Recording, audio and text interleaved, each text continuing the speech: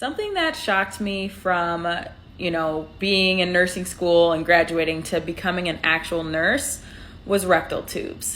So a lot of us have heard of the C. diff infection.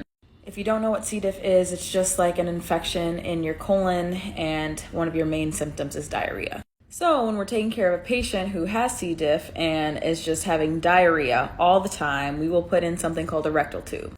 And a rectal tube is exactly what it sounds like. It's a tube that goes inside a person's rectum. And at the end of that tube, there is a balloon that you fill up with 40 cc's of water. It probably gets about this big. And that anchors in the rectum so that when the patient poops, it is collected in this tube and then goes into a collection bag.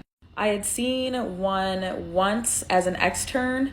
And then when I became a nurse in the liver transplant ICU, we weren't allowed to use rectal tube. So then when I transferred to MI, I was like, oh my gosh, rectal tubes are so amazing. I love this. And that was up until recently when we had a pretty confused, pretty combative patient.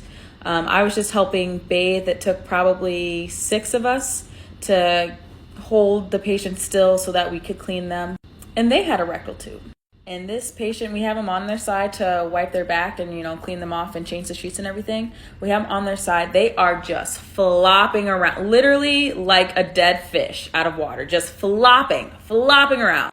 During all of that flopping around, the patient got the rectal tube in between their toes and yanked it out. And I'm not even kidding you. As soon as they yanked it, it was just like a river of diarrhea down the floor onto the bed. It's like, really?